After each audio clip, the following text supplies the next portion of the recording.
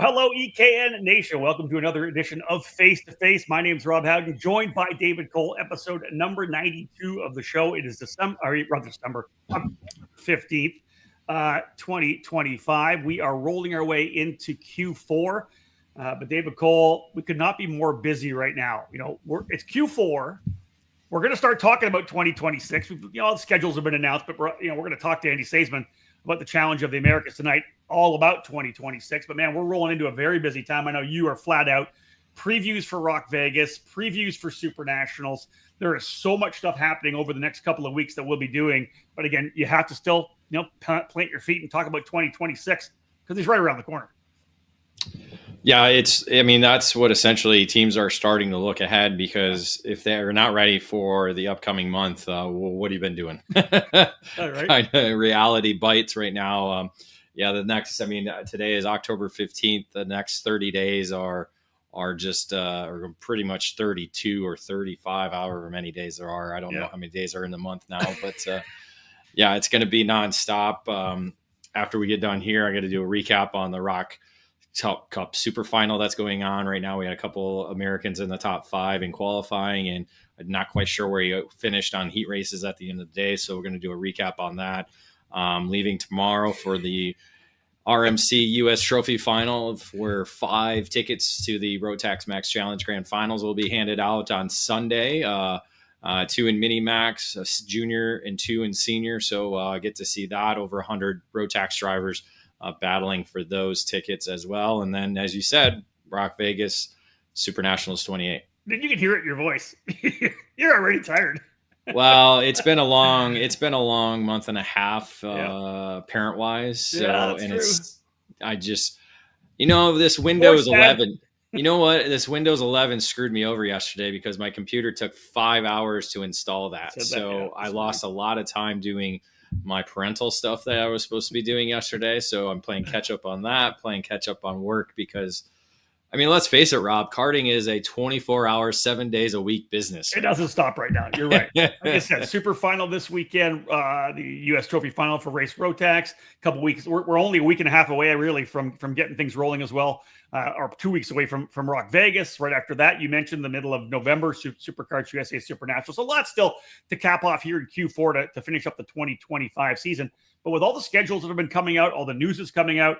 You mentioned, David, the teams, although they're locked and loaded for the big three, as you said, to cap off the season in a column you just wrote, they have to be working on 2026 already. The organizations are all working on it. We'll talk to Andy about everything that's going on with Challenge of the Americas, some new stuff there as well. But yeah, it's literally a month from now. And thankfully, after Supernatural, you're going to get a bit of a break before you're back on the road for the winter programs. But they're working on those already. We know that.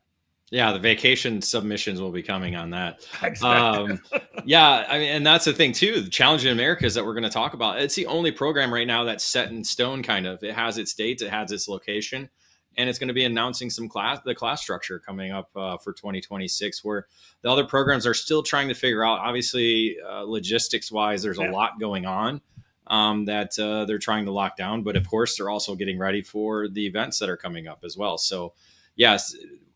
It's a little bit later than we're used to. Typically, we have all the dates, locations, and everything ready to go. So I'm sure we'll see that'll be hitting probably while we're doing this or doing that in the next week or two. People can wait until the end after Supernats if they want.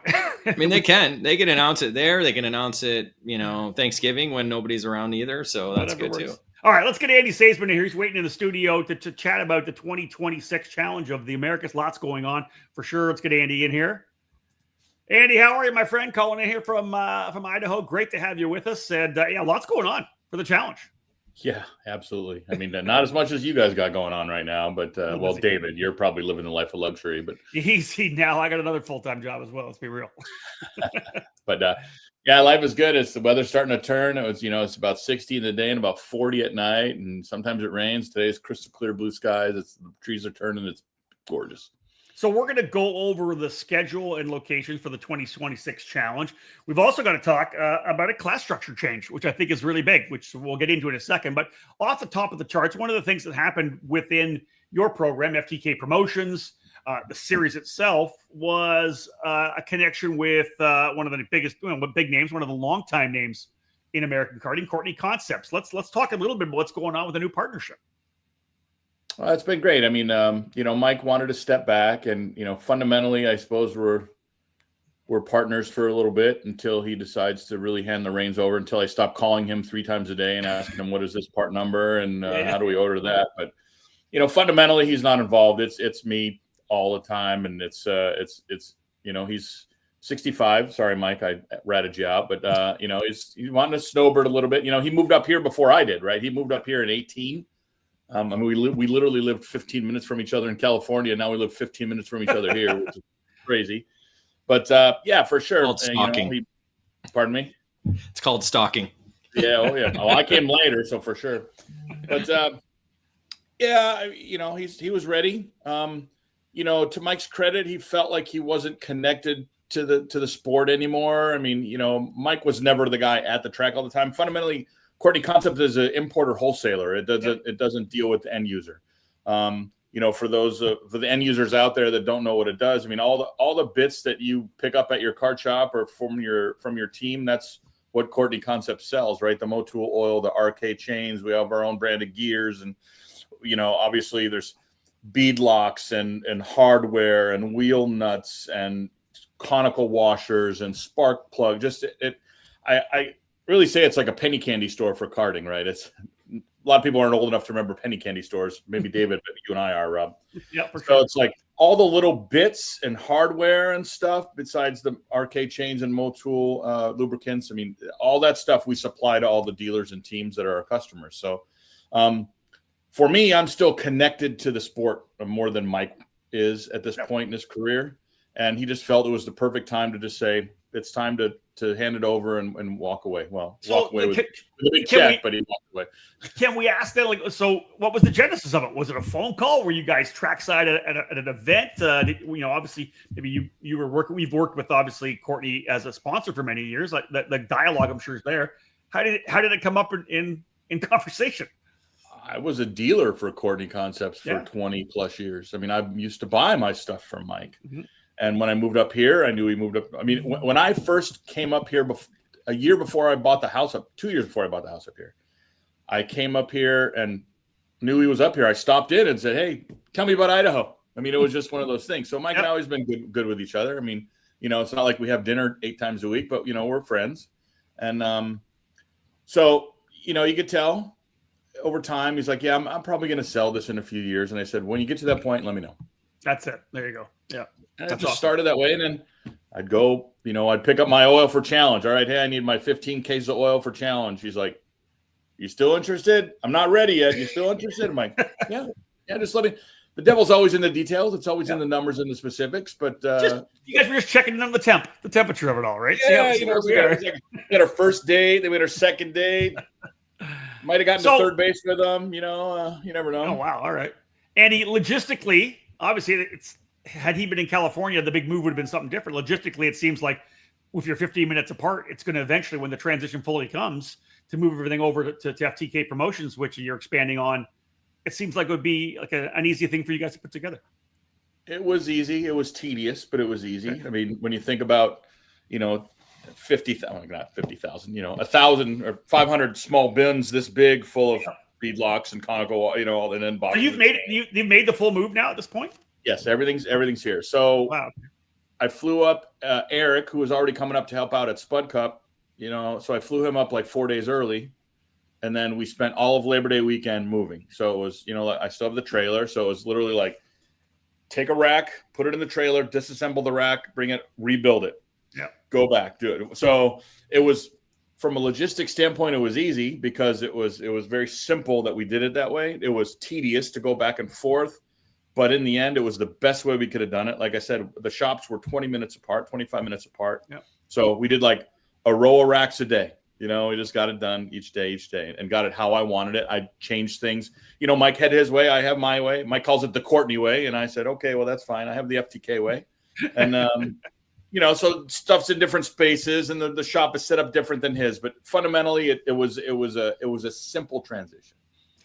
So talk about expansion of the shop as well. FTK. I know that obviously the move up to Idaho was a big thing for you, setting up shop, doing all the the little things you needed to do to be able to operate as you want to, as FTK does out of a shop. Let's talk about the expansion. What do you got going on up there?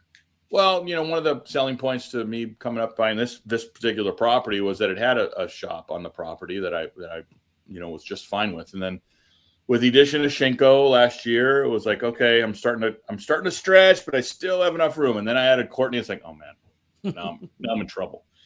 So it's like one of those things. Do I try to go rent a building and waste money? Do I go try to buy a building? That's an obscene amount of money. So yeah, I'm adding about 1,500 square foot to the shop. So between what I need for Shinko Kart USA and for Courtney, it's perfect. So they're in the middle of that project right now. The foundation's poured, the walls are poured. Framing starts on Monday. Wow. So I'm like, guys, it's gonna get cold, and I don't want to have snow in my shop. Yeah, let's get this knocked out. So the date is December 1 is hopefully the completion date, which is fine because I have the next container of tires from Shinko Korea coming in like the first week of December as well. So it's just let's go. Well, that's good. So obviously the announcement was made a little while back. What do you feel like in terms of feedback from your customers, feedback from the karting community itself? Luckily, I know most of them, especially on the West Coast. Yeah. Granted, I don't interact with them as Courtney, or I didn't interact with them as Courtney. I interacted them as FTK, or I interacted with them as Shinko Kart USA. Mm-hmm. There's long-term guys in the sport that I never knew. I knew of. Talking to Don Grenier the other day, or Jerry Clayton from CKT. It's like, oh, wow. Like, I know you guys are legends, but I've never talked to you. You know what I mean? Jerry and I realized that the first kart track I ever went to in 1976, just as a spectator, was a track called River Valley in Gilberts, Illinois. And then I raced there in 1985. Jerry was the controller of that club for like 20 years. He's like, yeah. I guarantee we rolled past each other. I'm like, yeah, I guarantee you. I was 15 or whatever. You were just the next old guy I drove past. River Valley Kart Club. Yep. And so it's just interesting to connect with people that you know about that aren't in the. I've always been in the national level sprint karting world. You know what I mean? Whether it be Rotax or whether it be when I used to go to Scusa races or Rock or whatever, right? And those guys aren't. They have their world. So it's fun getting to talk to and meet those people. Yeah, you're making connections, like just kind of. They were already almost there. We don't have the KMI Kart Expo anymore, where you all would have been sitting around a bar talking to each other on a Saturday night, right? Correct, or on a couch with a bottle of Jack right there on the table. Whatever it was. Whatever. Andy Seesemann's seat. Andy Seesemann's seat. Yeah, that's Andy Seesemann's seat. The challenge right now is, I'm not throwing Mike under the bus. We've talked about this. During the summer when the tariffs were here and here and here and here, Mike kind of was really tight on the ordering. So when I took over, a lot of the shelves were bare in some of the items. So that's been my challenge right now, right? And I've explained to everybody, there's some items that I'm out of or really low of. So I literally have taken in this money, and I have this much in orders sitting on the shelves of our overseas manufacturers and suppliers. So it's just like it's going to be 3 or 4 months to kind of catch back up, build up the inventory to where it needs to be. But I'm lucky, as I said. I know most of the people and they're understanding, but they're still like, hey, we got some big races in Vegas. I need about 50 chains. Let's go. So yeah, that's the challenge right now. But I think we're doing the best we can. So to play to the podcast format, this will be available as later. We've got Andy Seesemann joining us here from FTK Promotions, Shinko Kart USA, Courtney Concepts, and the Challenge of the Americas. 4 business cards rolled into one. If you have any questions, as we always have interactive here on the Face2Face, feel free to drop them in the comments, whether you're watching on Facebook or on YouTube, and we will, if they're poignant, we'll get them in to ask Andy. Let's start rolling into the Challenge of the Americas. I think first and foremost, let's kind of just walk ourselves through the schedule. It has been announced. The schedule was announced earlier. The locations came afterwards. Andy, let's walk us through the schedule right now, starting with the opening round at K1 Circuit in Winchester, February the 20th to the 22nd. Yeah, I mean, this year, last couple of years, obviously the last several years, we opened in Tucson or Phoenix. I wanted to kick off the year at K1, and there was a nice, an opening in the schedule. I work hard to make sure we don't conflict with the Florida programs, and obviously USPKS kind of starts towards the middle of the challenge. So it's like there's a lot of moving parts. As David says, I'm the only one that has all of my dates and all of my tracks, right? Some have dates and no tracks. Some have tracks and no dates. Some don't have anything, right? So, and in the end, there might be an event or two that ends up conflicting, but I can't wait. I mean, we literally start in February. I have contracts and hotels to sign, and I'm ready to go. So, as you recall, last year we had our second race at K1, and while it was good, we were the third race in a row at the track where they had gone Tri-C, Pro Kart, and us, and there was a lot of fatigue there, and I think that cost us some entries.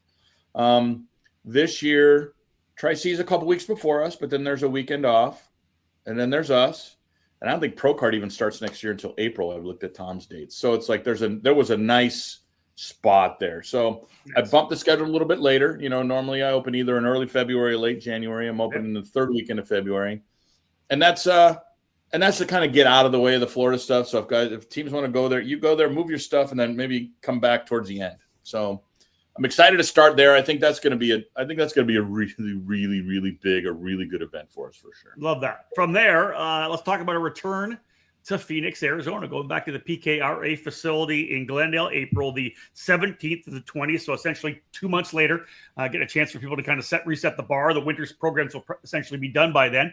And you roll in back into PKRA, a track that I love going to Phoenix. It's a racy track. I've been going there for many, many years, right? For, I don't know, 28 years or something like that I've been going there for. So talk about going back to PKRA. Good to see that on the schedule.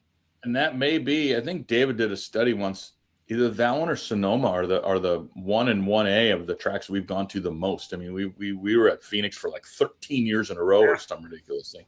I remember. Yeah, it's close. I mean, with them PKRA not being on the schedule the last few years, it's kind of, I think it's almost a three-way kind of tie between Sonoma, PKRA, and Tucson, because Tucson's been since we've been going since 2012, it's almost been on the schedule every year. Yeah, including one year. Falcone's on board. Oh boy, here we go. Falcone's on board. He loves PKRA. Good racing. Hey, great track. Again, hey, figure out the layout yet? What you're going to do direction wise? Going to drop out later? I'm going to run it. I'm going to run. So hey, we'll go back to K1. So I am going to run K1 slightly differently. I was going to ask that too. Okay. So K1 last year we kind of ruled track limits by the absolute book, and it bit us in the ass. It created problems in the paddock. It created problems with my staff. I've never seen my staff so exhausted. Yeah. So this year we're actually going to take that variable out of the equation. We're actually it's technically we throw the green right before it, but it's technically the last corner. We're going to run the right, left, right kind of chicane at the end of that straightaway to get on to the start finish straightaway right in front of the grid. It'll be better for the racing. It'll be better to eliminate those track limits issues. The single speed stuff seems to suffer with that long straightaway to a long straightaway. Just you add a little turn complex in there, and I think it'll make the racing better. So that is a difference. People out. Yeah, on multiple levels, right? Because again, you're right. That whole issue last year with the track limits, and from where David and I were kind of sitting back watching it and hearing some of the feedback, and it was just nasty. It was embarrassing, to be honest, for many people in the paddock. I was not happy with that at all. It was ugly. Good. I mean, my staff and I talked about it beforehand, and that's how we wanted to rule it, because that's how the FIA book says to rule it. Yes. Unfortunately, people had raced, the other organization that's right there had let that move a little bit, right? And that being said, we're not doing that anymore. So I think we could just all blame the track designer, Rocky Moran, right? It's the Rocky on the bus.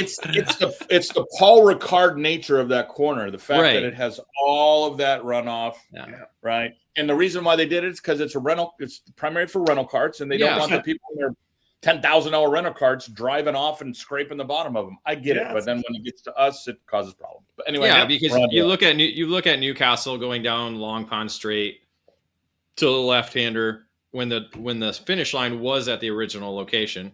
That was always a little bit of chaos, and because it's real grass, you can't go off. But like you said, because it's pavement, you suffer no different than GoPro, where they they completely go over the rumble strips to the concrete and then back over the rumble strips. It's just the nature of the beast trying to and the back straightaway as well that has that big extra 10 feet of runoff, right? There's that whole right. The Paul Ricard, that's a pretty good comparison. All right, so adjustment to the track at K1. What are we thinking about for PKRA? Phoenix, we're on the full track clockwise. The best classical way to do it. It. You know, clockwise into Daytona, hairpin that leads on the straightaway, where a lot of hard moves happen there, and then you pay the price at the end. I mean, that's the raciest track. You know, we've run a couple different we've run that little 2 straights configuration where they skip the turn 1, 2, 3. I like the 1, 2, 3. It really separates people. You really have to be good. Yeah. So that's what we're gonna do at Phoenix. So cadence is really good. We talked about that, right? So 2 months between February, obviously off March, back in April. But then it's not quite 2 months, but the end of May 29th to the 31st, Colorado karting circuit at Centennial. How big is that? That's awesome stuff. Yeah, Greg Welch loving that because if I'm not mistaken, David, don't you always talk about Andy's announcement? Yeah, it came at that track. The Challenger of the Americas was announced at that facility during the 2007 Rotax Grand Nationals, the U.S. Rotax Grand Nationals. So it was in a hangar, so it wasn't actually at the racetrack. It was in a hangar. Yeah, it was like the welcome party. It was like the driver welcome party where they did awards. SSC handed out awards for like their local champions or, you know, the program that I ran, Gators, back in the day, the local championship. A couple times we won the series of the year for Rotax. I think I got an award for that. But yeah, that's exactly where I announced the challenge. But thinking about West Coast karting, guys, and the rejuvenation of that track, right? The renewal of that track for Colorado, absolutely massive. To be able to go to the Colorado karting circuit right now at Centennial Airport, they put a lot of money into that track, the effort they put in, and to pay it off by bringing a challenge event there, I love it. Let's pack that paddock and have fun. It's a great racetrack too. I loved racing that track in 07. You know, I raced it a couple times because I'd gone out there early in the year at a club race to test for the Nationals. I finished third that year at the Nationals, by the way, just to let you know. Benny and Crow were way behind me. But yeah, what Greg and Todd Varney and Ian Kunchis have done there is incredible. I mean, they've invested their time, they've invested their money. You know, it's a labor of, we all know it's a labor of love. No matter the sport is a labor of love, 100%. But I'm happy to have another great track to go to. And to be honest, Greg Welch, and whether he was with Unser back in the day or now, you know, with his own program, Forward Direction, now as the importer of the Pontono chassis, he supported me for a very, very, very long time. And it's important to me to try to give my teams a home race. I mean, so think about, right, K1, I have Forward Direction and Nash and you know, Precision and, you know what I mean, and Kartnick and all these guys that are there. And then we have, you know, Ryan Ruth, you know, there. And then we always have, you know, Gary and Ron and everybody, Speed Sense up at Sonoma. So now Greg gets a home race, you know, which CKC is also a Shinko track for me. So they run our tire. So I could see that getting a nice big local bump like we always do at Sonoma from some locals. Maybe we'll get, you know, 15 or 20 folks that maybe they won't make the other 3. I get it. But now I'm at their spot with their classes on their tire. I mean, it's an easy transition, and it's a great racetrack. Yeah, and it's not in the middle of nowhere. It's 30 minutes from the airport. It's 2 minutes from every hotel and restaurant that you'd ever want. I mean, it's a great place to go. That's what sometimes customers don't think about when organizers have to make these decisions. They're like, that's a great track. Yeah, that is a great track. It's in the middle of nowhere. The next airport's 2 hours away. Like, we have to have hotels. We have to have airports. We have to have restaurants. We have to be able to get a rental car. Mm-hmm. So it's Centennial, you know, Colorado karting circuit fits all those bills. It's a great racetrack. I'm super excited to go there. And let's be honest, you would have went to Colorado had it not been a winter program. Now you've expanded into essentially a 6-month program now to where you are able to travel to places that were a little bit colder during the winter. Very true. Yeah. No, that's helped. Yeah, I mean, in the past, every year I would get those calls. Why don't we go here? And this was years before we expanded. Why don't we go here? I don't know, because there's snow on the ground there when we go in March. Yes, right. But yeah, now that we're expanding the program a little bit and giving a little bit more separation, so it's not so condensed, it allows me to go to some of these other places like Utah this year, and then now Colorado next year. And Andy, let's wrap this up. You mentioned Sonoma. It's been kind of the traditional cap, the finale for the series for many years. July 10th to the 12th, so it'll be a nice warm one in the middle of essentially early summer. At Sonoma Raceway, we'll have the finale there, capping off the 4 events. And again, another good cadence there, right? No races in June after finishing up at the very end of May. Again, about 6 weeks later, you're back at it at Sonoma again. And listen, we talk about the fact, best view in karting in all of United States. A tremendous racetrack to battle on. The championships have always come down to great fights. I don't care which way you run the track. It's always a lot of fun to watch that. So again, talk about just capping things off at Sonoma. Yeah, somehow Sonoma ended up as our finale again, right? It's it's odd. The original date was going to be May, and then Sonoma came back to me and said, we have this big velocity event that canceled on us last year, and they're coming back. It's going to be that weekend. It's going to put pressure on hotels. It put pressure on the track. And I said, well, you know what? Like David said, we have May and now a July date, so maybe we'll flip flop. And luckily, Greg was okay with that, him and his partners. So we were able to flip flop the dates. And from an organizer standpoint, it's actually better because, let's be fair, the bulk of our customers are from California and Arizona, and coming to Utah last year for the finale hurt a little bit because it was like, oh, it's an away race, I'm out of the points. And my answer to that is the only way to ever get in the points is to keep racing and get better to get in the points, but that's just a conversation for another day, right? Mm-hmm. So guess what, guys? The away race is race 3, so you're probably still going to be in the points. So there's your schedule, folks. K1, Phoenix, Colorado Karting Circuit, and then Sonoma Raceway to cap things off in July. Now, let's dive into class structure. There's some stuff that's going on, Andy. Let's talk about what's the same, status quo, what's changing for the schedule, or rather for the class structure for the challenge in 2026. Gotcha. Well, obviously, the mainstay of our program for the past few years has been the single speed air cooled. I mean, that's karting around the country right now. Yeah. We did that for how many years with Yamahas and KPVs, and then we all went local cool 125s, and then we went right back to right. So karting at its heart is very simple, and that's what people enjoy, and the numbers around the country show that to be the successful formula. So obviously, we're still going to run the 4, air-cooled two-cycle categories, right? The 60cc cadet, right, which is ages 8 to 12, but it's competition age 8. So really, if as long as you turn 8 during next year, you're legal to run. 100cc junior, which competition age 11, which means technically if you turn 11 during that year, you're able to move up, which is what a lot of clubs are doing now and programs, and then senior 15 and up, and then masters. Obviously we allow both engines, both of the most popular engines in karting, the whether it be the VLR 100 or the KA 100 in the full size classes, or whether it be the Mini Rock or the Mini Swift and the 60cc cadet. Those have been 90% of our entries for the past couple of years. I mean, that's a no-brainer. Unfortunately, next year we're going to drop our shifter program.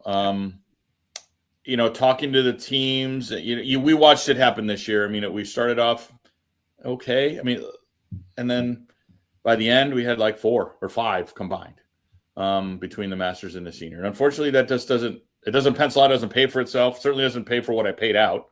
Mm-hmm. So talking to the teams and quite honestly, the biggest answer was now that the program is all KZ, that to run those engines has become so expensive that they don't want to run on a different tire. They just have no interest, right? It's always on a Vinco MG, which is virtually the same tire. I get that, whether they're running at Stars or whether they're running at the Pro Tour. I get all that. And if they don't want to run at a different tire, they don't want to run at a different tire. I can't change that. Now, I can remind them that just a couple years ago, the Rock Shifter, we had 50 at our races a couple years ago, and then we went to KZ, and now we can't get 5. But, it is what it is. So there's room in the schedule, and we only ran 6 classes, so there's certainly room for more. I mean, most programs run 7 or 8. So next year I'm adding the Briggs classes to challenge America. It will mirror. Oh, fancy graphic. It will mirror our 2-cycle classes with the cadet, junior, senior, masters. Ages all the same. The weights are all listed on the site. So that was the weights in the slide was a challenge, as you probably know for sure, DC, who follows this stuff, 24/7, as you said. I did research. I looked up Burley Cup and CKC and Utah and Southern California and PKRA, Tri-C, KPX, Prairie City. There's like 3 different slides these guys are running there. And there's, it's like, I got this slide, that slide, the other slide, this. So I basically took what the most popular ones were and just whittled it down. I don't know if you can click on our website, David. I don't even know how to do that and to share that screen. But I have this. I have the slides listed and the weights listed in our class section on the website. Give us a second. We'll dial it in. Somehow we'll figure it out. I know. Yeah. And that's so I'm going to offer those. I mean, look, the 4 air-cooled 100cc air-cooled 2-stroke classes and the 4 Briggs classes. 90% of those are run at 90% of the clubs in this country. That's it. Yeah. And I understand, to some people we're a national program, to some people we're a regional program, for some people, whatever we are, we're the next step beyond your club. We are, whether it be your next step is the Supernats or the CKNA Grands, we're the next step. So if you're going to come out of your club, if you're going to come out of your, say, close regional program around your 2 or 3 local tracks, if you want to travel a little bit, we are the next step, and it's where you need to be. That being said, I don't know what the turnout's going to be, and I think that Dave and I talked about it a little bit. We'll create a drop dead date where we're going to need 10 entries per class, and if we don't have it, we will drop that class. Obviously the Briggs thing is going to be we'll figure it out. I think junior and senior will be zero problem. I mean, we showed this year we added senior 206. We had almost 20 for a one-off deal. I think adding a series for them, I think junior and senior will be no problem to hit 20. I think, masters and junior 1, hopefully I'm happily surprised. I think I will be. But so like I said, I'll create a drop dead date to when we need the entries. I mean, we've seen SCUSA do that. We've seen USP. Every series has to do it. You have to do it to figure out, because 3 carts going around on the track does not pay for that 12% of the time slots of the day. Doesn't make any sense. Yep. Well, it's good. So, if you build it, they will come. I like it. That's the goal. I mean, we've built a good 2-stroke tire. We've built a good 4-stroke tire. I mean, the feedback's been great on both. So I mean, I'm excited to be able to offer it, and we'll see where it goes. Dave, what do you think? Yeah, it is. It's an interesting point about the slide. It's a big thing because at least on the West Coast, there's all the different options there. There's IKF rules, there's CKNA rules, there's local rules, like you were saying. So it is kind of all over the place. So it is a little bit different from, say, Cup cards, that what they actually run per category. So that'll be a little bit different engine wise. So, but yeah, I mean, again, the thought. You mentioned the Shinko tire that everybody's going to run on, correct? Mm-hmm. Okay. I just wanted to make sure that got the green tire. We didn't talk about which tire we're actually going to run. It's the Shinko Prime for 2-cycle, right? And the yellow, and the performance tire, the green tire for Briggs. Correct. The SHS Performance, which is the same tire we ran for Cadet this year. Yeah. So it'll be that was designed as a 4-cycle and a Cadet tire. I mean, that's what we built it as. So that's what UMC Utah and CKC Colorado both use in their 4-cycle and Cadet classes. Okay. So it's the feedback's been great. I mean, I designed it as a tire you don't have to put tires on every rate. Every weekend as a club guy. Now, obviously, we're gonna do the same thing. You buy a set of tires. You're on the same tires from Saturday and Sunday, same as our Cadet for the 4 strokes. The 100cc classes will have a set of tires of primes each day. But otherwise, it should be a pretty good program, and to see how it all works. Andy, if you decided whether or not you'll go with the Briggs in the same format in terms of race weekends, I think when we did the shootout at Utah, we went kind of through the weekend, right, with heat races to have a finale, if I'm not mistaken, on just Sunday. Will you do two separate race days, Saturday and Sunday? I'm gonna. The Briggs classes are a challenge class. They deserve the same. The one-off thing was just to see how it would work, and it worked great. But I just didn't know. If we were only going to do a one-off race, I didn't want to have two finals. I wanted to have one final. Now it's part of our championship program with best 7 of 8.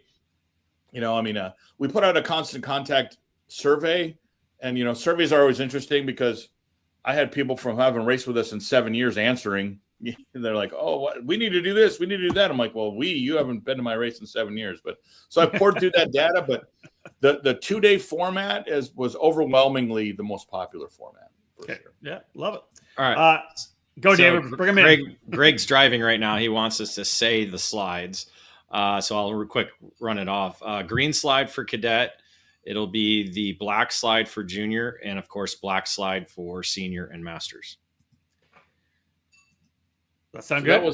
Those were the most popular options of all of the places where I think we're going to draw from. So, fundamentally, I just had to do that. And there's always going to be somebody say, "Well, my place, Ron, you did it wrong because you did." Okay, and what do you want me to do? Tell those 15 people that they got it wrong because your 15 people got it right? It is what it is. And let's face it, the slide is one of the easiest adjustments to make on a Briggs, right? Yeah. Pop it in, buy a set of tires, get it to weight, and go drive it this winter and figure it out. I don't think it's that big of a deal. Some questions coming in. If anybody has any questions here now that we're kind of wrapped up with what we've talked about, here's one from Kevin Manning. Andy, any plans to have an event at the new Willow Springs kart track? Obviously repaved, looks really good. They had their new kind of a breakout thing at Willow. Just like last weekend, I think, or a week ago. So have you considered that? Obviously not for 26, but maybe for 27.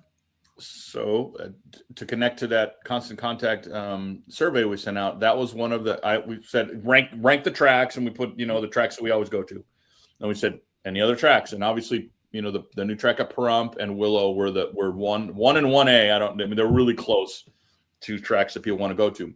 Both of them right now don't have a ton of infrastructure. So it'll be exciting to see what happens with those places as more people go and invest. Certainly not for 26 because our schedule's set, but both are on my radar for 27. I plan to try to get to both of them. I haven't been to Willow in several years, maybe 3. Well, since I moved, obviously. So I think we did a track day with somebody there the year we moved, maybe early 22 or late 21. But obviously the repave has made it look beautiful. So I'm going to try to get there when somebody does an event, whether it's FAT or somebody else. Just to see the flow, if they're going to do anything infrastructure-wise. And the same, I stopped into Pahrump a couple years ago before it was a ribbon of asphalt and a grid.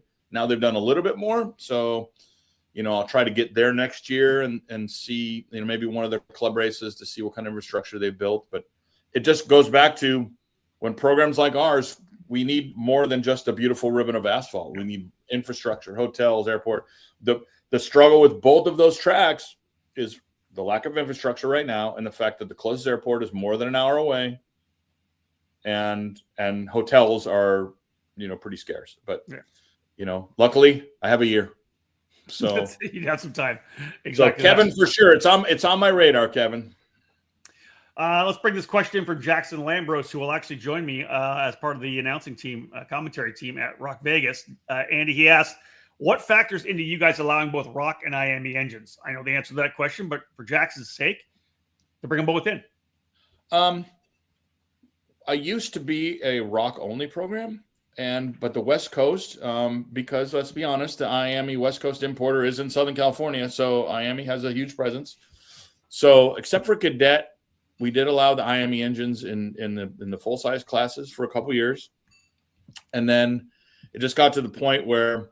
And it just makes sense to keep doing this. So when I separated from Rock, I'm not manufacturer affiliated. Yep. So IME doesn't give me any money. Rock doesn't give me any money. So I might as well allow both their programs.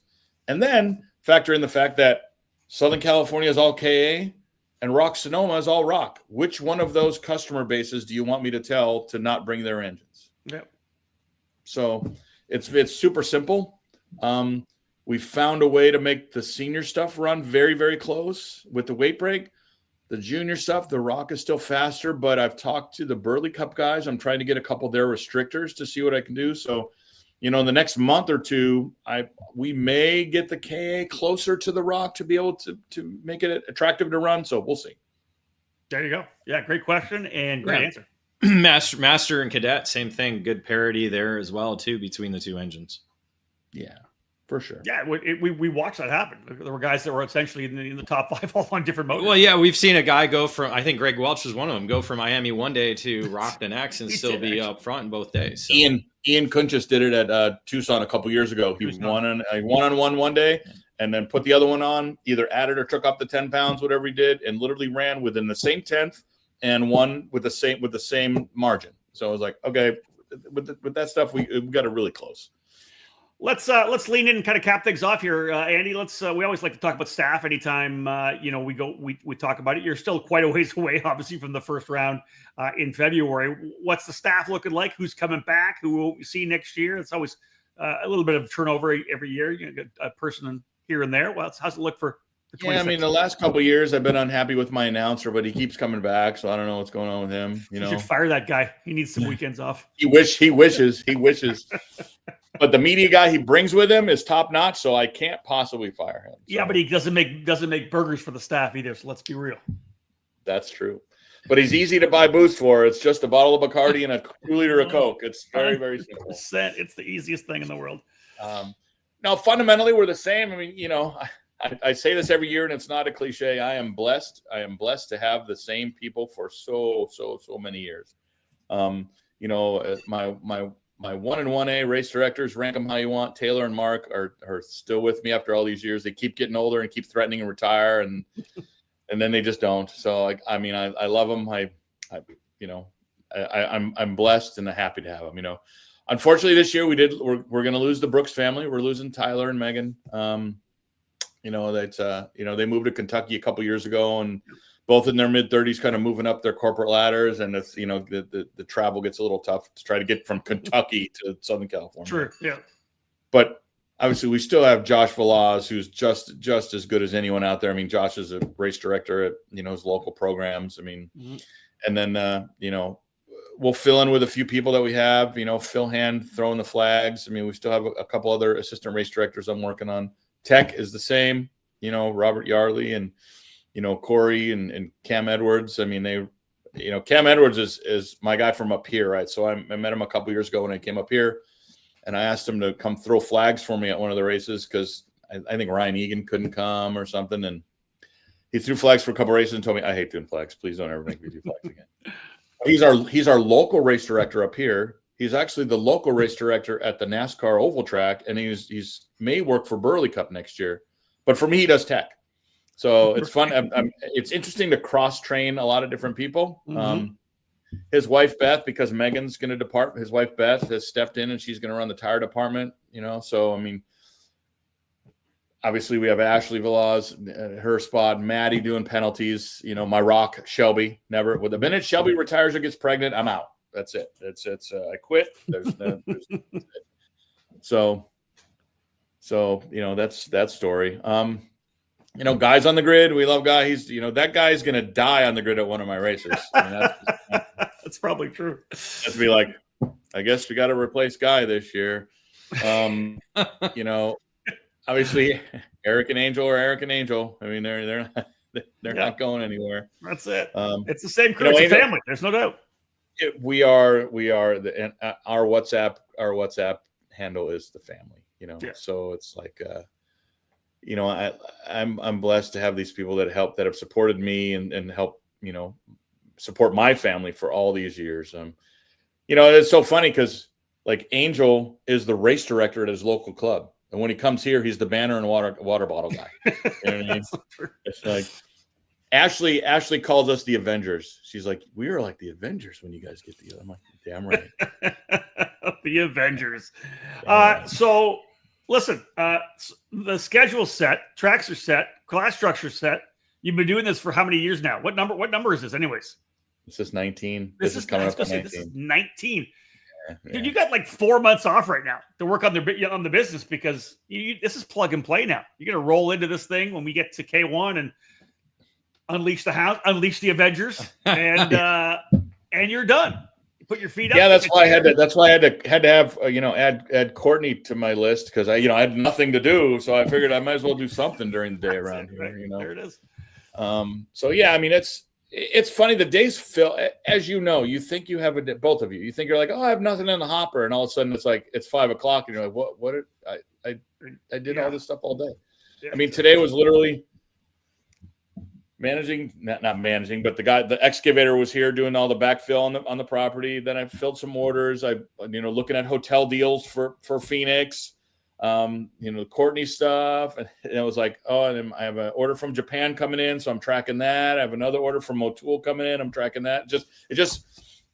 And then all of a sudden it's 4:30.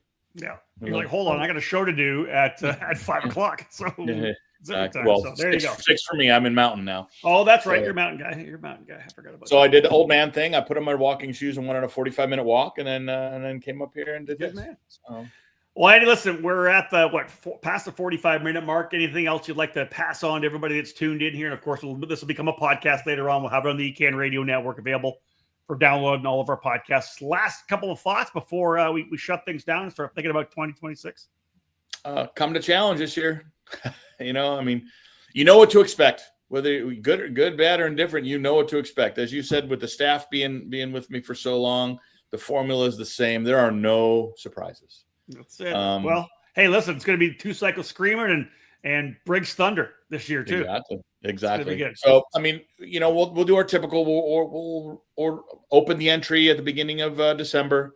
You guys and us will figure out, when we need to put up our banner ad and everything on ECAN. And then just keep an eye on our website. I mean, it's folks, we release stuff through eCarding News. They write our press releases for us. It's shared on Facebook.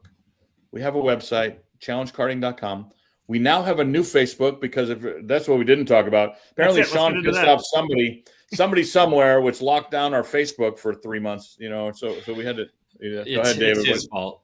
It's his fault. I am aware. I am 100% aware it's his fault somehow.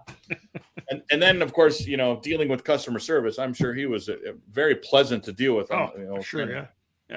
So we created a whole new page. The Challenge Carding page is up. He's populated it with some of our stuff from this year. So there's some content there.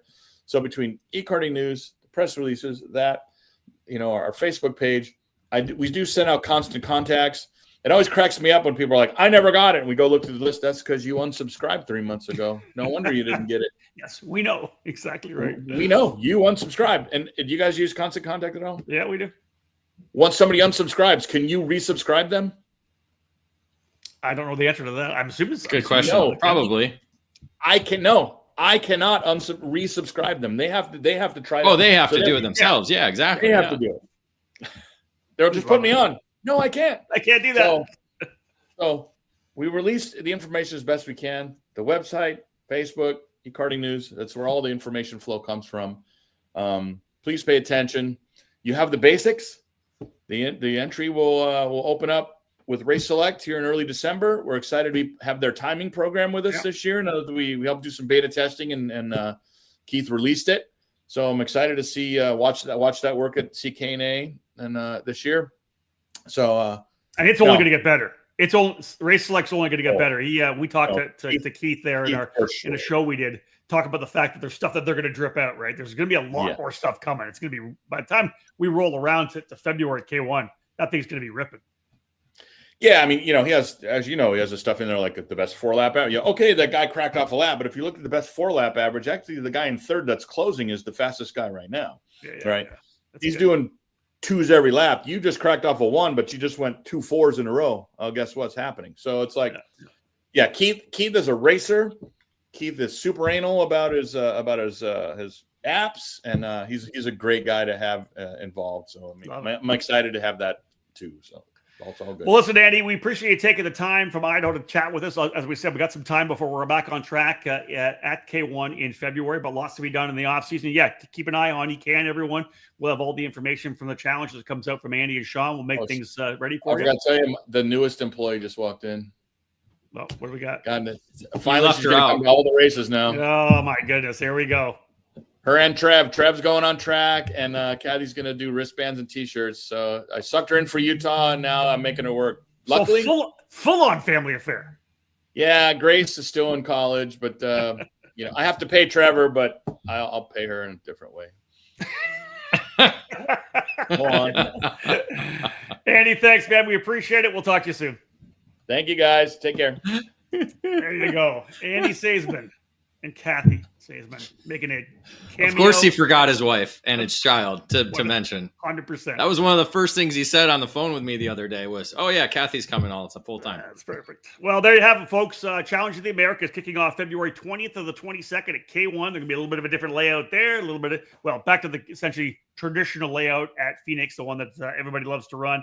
Colorado Karting Circuit in Sonoma. David to cap off the 4 races this year. Nice cadence from February through to the middle of July. It's going to be a great season. Briggs now in. Shifters are out. So Briggs in there with the KA and VLRs, the 100cc and 60cc. Just a real solid kind of a grassroots level of competition that's going to be, again, the raise up from any clubs to come up and run essentially what is a West Coast national program that is run by a fantastic group of people. Yeah, excited to the X Force. I like to call it the X Force, not Avengers. The Avengers. All right. Yeah, X Force is a little better. But excited. Lots of cool things happening, and again, we still lots of time for people to prepare and get ready for the program. Again, with the Briggs announcement, so I wouldn't be surprised to see a lot of drivers double dipping. I agree. Doing both 2-cycle and 4-cycle. Again, the 4-cycle thing's kind of a start it and go kind of thing. A little, plug and play exactly. So that could help with in terms of getting the numbers up a little bit more, but also provide drivers with more track time because again, who doesn't want more track time? There it is, folks. Thank you so much. We do appreciate it, and tell you this is a perfect way to send things off on behalf of Ashley Velaz. See y'all in 2026. On behalf of David Cole and Andy Seesemann, my name is Rob Howden. Bye for now.